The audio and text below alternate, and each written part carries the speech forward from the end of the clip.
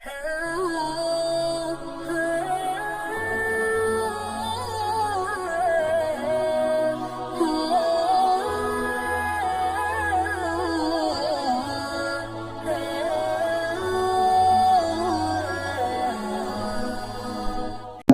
oleh Ustaz Bapak Haji Hasan Effendi kepada beliau mempersilakan dan juga Assalamualaikum warahmatullahi wabarakatuh. A'udzu billahi minasyaitonir rajim. Bismillahirrahmanirrahim.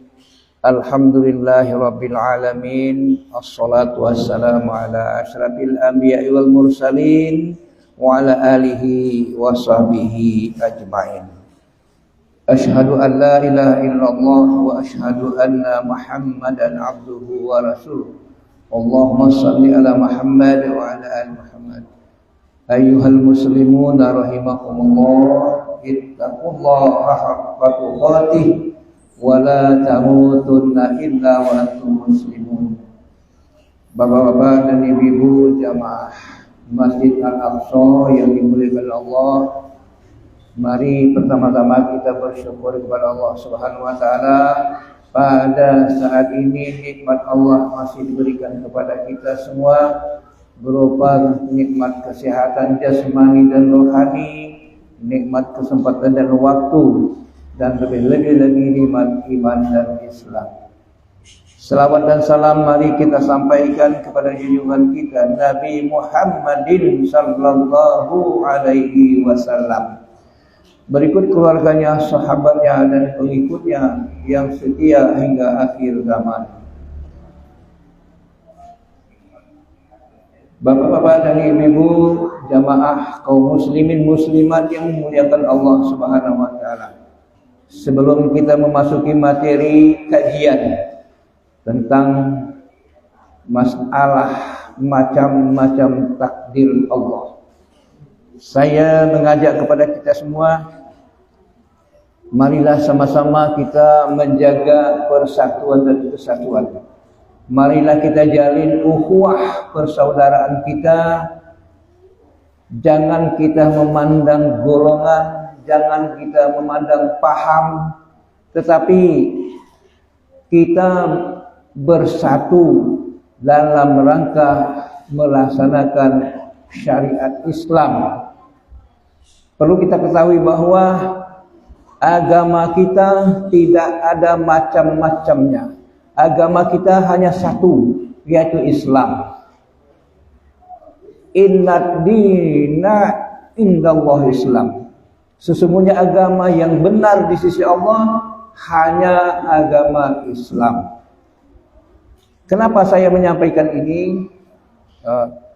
Kalau dari segi pemahaman, dari segi organisasi, dari segi golongan, silakan saja.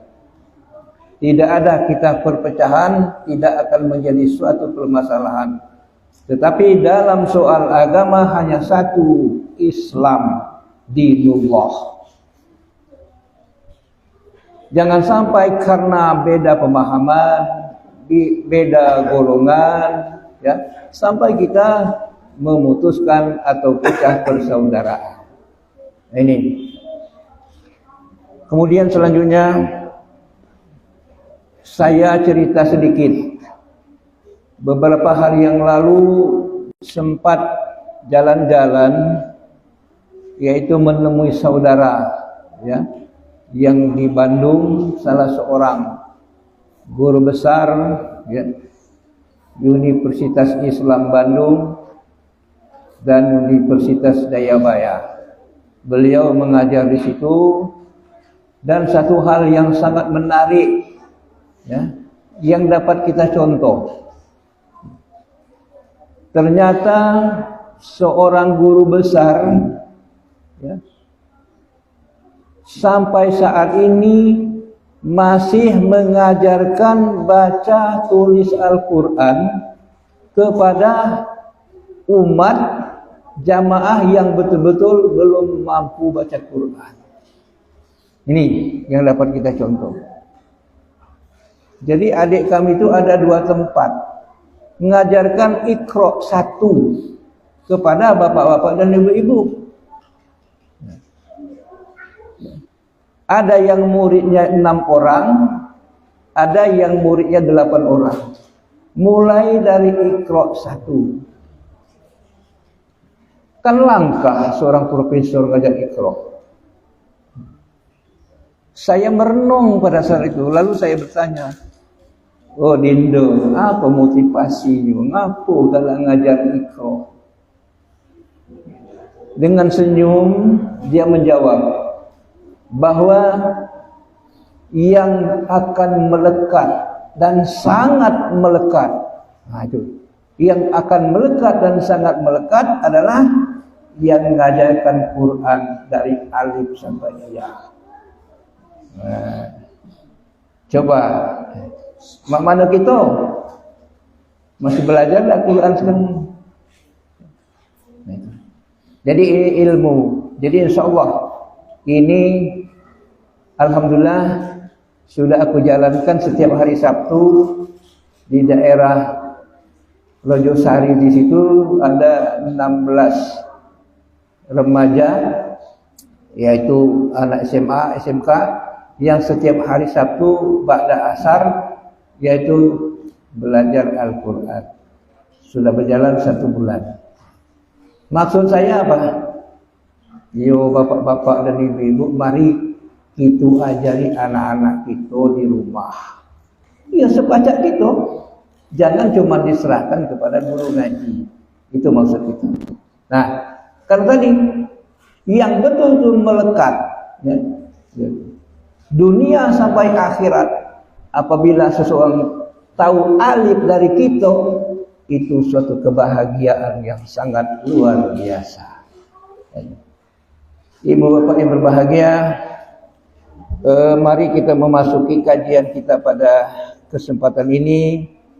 Kalau beberapa minggu yang lalu kita sudah mempelajari, memahami tentang kodo dan qadar. Ya. Apabila kita tidak yakin kepada qada dan qadar, maka hancurlah iman kita. Nah, kita mulai dari pertama, bahwa macam-macam dari takdir itu ini dibagi 4 macam. Ada yang dinamakan takdir azali. Takdir azali. Jadi kalau dikatakan azali itu kekal. Di mana takdir azali ini adalah kalam Allah yang ditulis 50.000 tahun sebelum makhluk dan bumi diciptakan. Jadi Allah itu sudah menentukan, sudah menulis sebelum bumi dan makhluk diciptakan. Allah telah mencatat, telah menuliskan tentang akan dijadikan bumi, langit, makhluk dan segala isinya. Nah, maka ini dikatakan, dinamakan takdir azali. Tidak ada yang tahu sama sekali.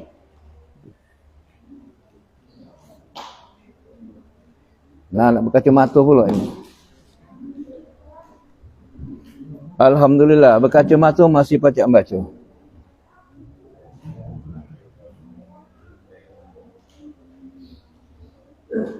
Nah, apa yang ditulis oleh kalam Allah ini sebelum makhluk, bumi, langit dan seisinya diciptakan, yaitu segala hal yang akan terjadi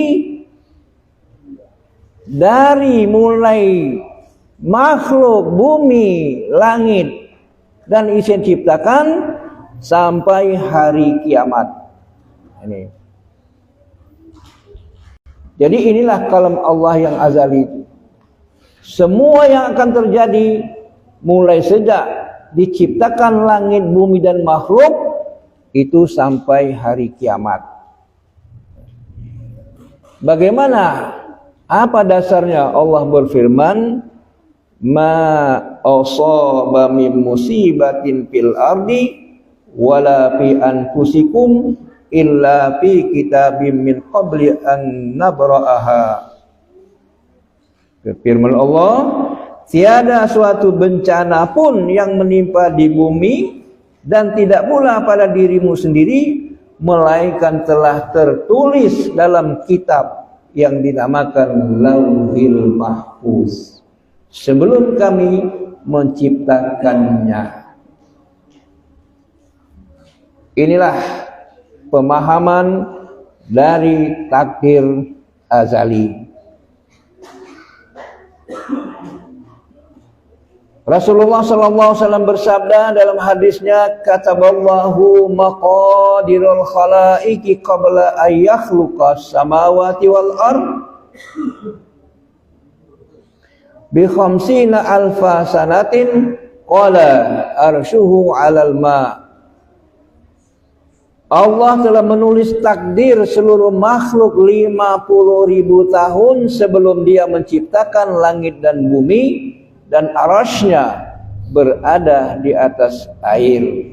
Jadi dengan Quran ini dan hadis ini, maka kita paham bahwa Allah telah menulis semua yang akan terjadi sebelum diciptakan makhluk ini sampai hari kiamat.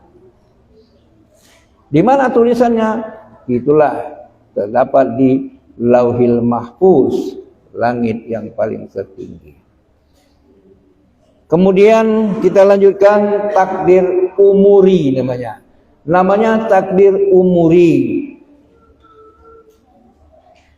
Yang dimaksud dengan takdir umuri ini adalah yang berlaku sejak pertama kali manusia hidup. Ini dinamakan takdir umuri. Sejak manusia hidup, maka kejadian-kejadian itu, hal-hal yang akan berlaku bagi manusia itu pertama kali ditentukan. Atau dengan kata lain, mulai dari nutfah, ya, nutfah, dari asal kejadian manusia. 40 hari, 40 hari, 40 hari, 40 hari sampai dilahirkan. Nah, sebelum kita dilahirkan keluar dari rahim ibu, kita sudah membawa catatan-catatan yang ditakdirkan oleh Allah Subhanahu wa ta'ala. Sehingga itu dikatakan takdir umuri. Apa contohnya? Ya, itu seperti mencakup masalah rezeki, ya, kemudian amal, kebahagiaan, ya, kesengsaraan, dan lain-lain sebagainya. Jadi ketika kita hidup seperti saat ini, kita ini tengah jalan di bawah itu. Memanglah ditulis oleh Allah ketika kita masih dalam nutfah, masih dalam bekal manusia. Rasulullah SAW bersabda di dalam hadisnya, inna ahadukum yajma'u fi batni ummihi arba'ina yauman summa alaqata misla zalik summa yakunu mudghah misla zalik summa yab'asullahu malakan fayu'malu bi arba'in bi rizqihi wa ajalihi wa syaqqiyun aw sa'idun. Wallahu inna ahadakum awir rajula ya'malu bi'amali ahlin nar hatta ma kanu bainahu wa bainaha ghairu ba'in aw zira'in fayasbiqu alaihi alkitab fayamalu bi'amalin ahlil jannah fayadkhulaha wa inna rajula la ya'malu bi'amali ahlil jannah hatta ma kauna baina wa bainaha ghaira zira'in aw zira'aini fayasbiqu alaihi alkitab fayamalu bi'amalin ahlin nari fayadkhulaha. Apa arti hadis ini? Sungguh seorang dari kalian dihimpun dalam perut ibumu selama 40 hari, kemudian menjadi alaqah atau segumpal darah. Selama itu pula 40 hari, kemudian menjadi mudghah, segumpal daging. Selama itu pula, kemudian Allah mengutus malaikat, memerintahkan menulis 4 hal: rezekinya, ajalnya, sengsara, dan bahagianya. Demi Allah, sungguh salah seorang di antara kalian atau seorang lelaki beramal dengan amalan ahli neraka, hingga ketika jarak antara dia dan neraka hanya tinggal sedepa atau sehasta. Lalu catatan takdirnya mendahuluinya, sehingga ia melakukan amal ahli surga, dan ia pun masuk ke dalamnya. Dan sungguh seorang beramal dengan amalan ahli surga, hingga ketika jarak antara dia dan surga hanya tinggal 1 atau 2 hasta. Lalu catatan atau takdirnya mendahuluinya, sehingga ia melakukan amalan ahli neraka, dan ia pun masuk ke dalamnya. Takdir ini lebih khusus bila dibanding dengan yang ada di Lauhil Mahfuz. Ini dasar yang menyatakan bahwa ketika kita akan dilahirkan, kita sudah membawa catatan-catatan. Catatan-catatan itulah yang dinamakan takdir umuri. Hadirin jamaah yang berbahagia. Yang ketiga, takdir tahunan. Apa pula takdir tahunan ini? Yaitu takdir yang ditulis pada Lailatul Qadar, malam Qadar setiap tahun. Sebagaimana Allah berfirman, "Fiha yufraqu kullu amrin hakim, amran min indina, inna kunna mursilin."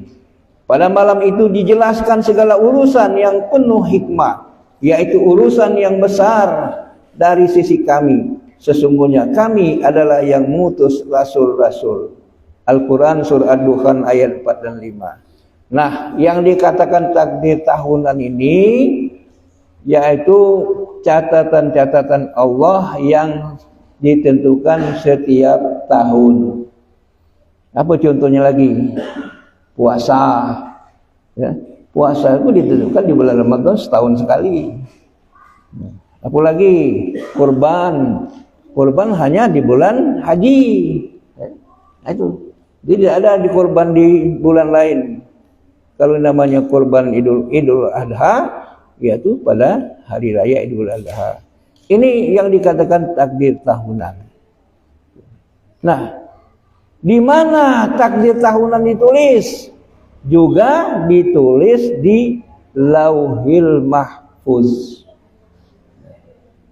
Jadi kita tidak usah heran, kita tidak usah terkejut, kita tidak usah kaget bahwa ini sudah ada ketentuan dari Allah Subhanahu wa ta'ala.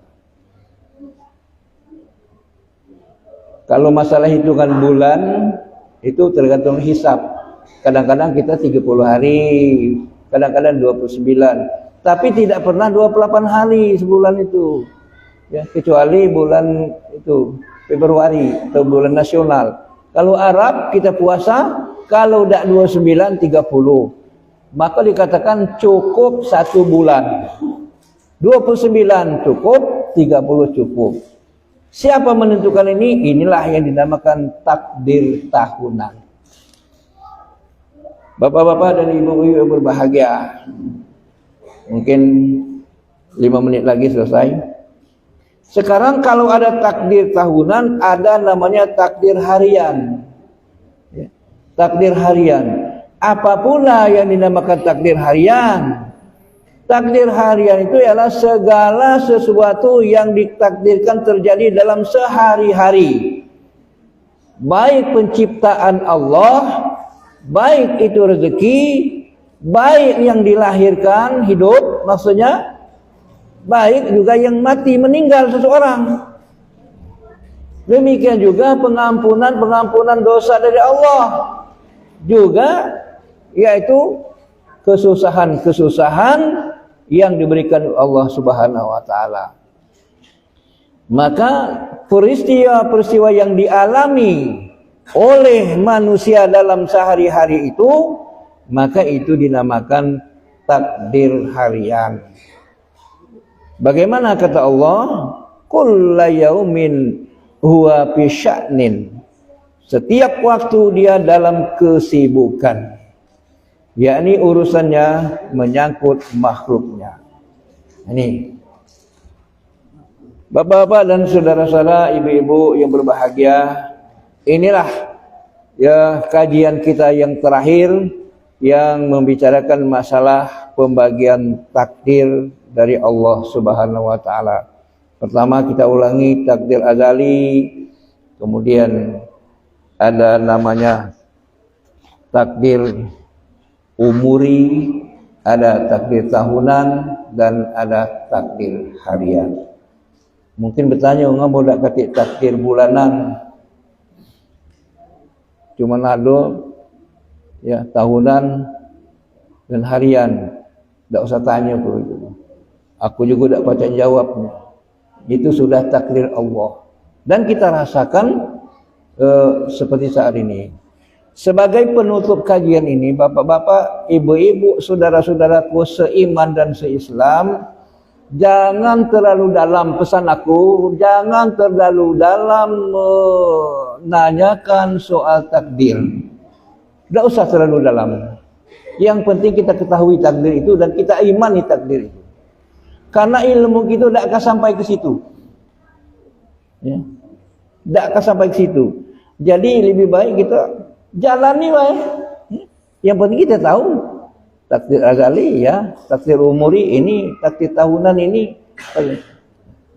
Bukan berarti kalau ditanyakan aku dah galak jawab, bukan.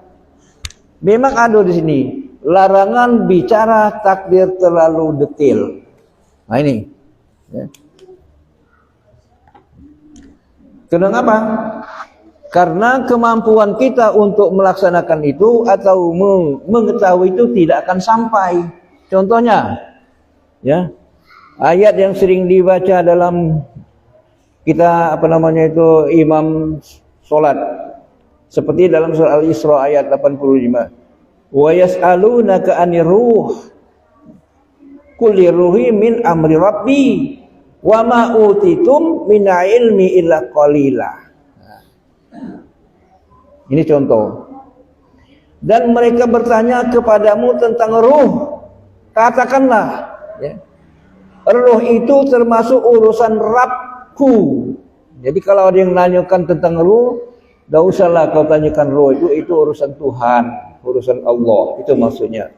Dan tidaklah kamu diberi pengetahuan melainkan sedikit. Nah, sampai kemanapun kamu tidak akan bisa menjawabnya. Roh itu dari mana, melekat dari mana, masuknya dari mana, keluar dari mana, itu kita tidak akan bisa menjawabnya. Nah, maka di sini dekatkan dilarang, jangan terlalu mendetil menanyakan soal takdir. Terima kasih. Wassalamualaikum warahmatullahi wabarakatuh.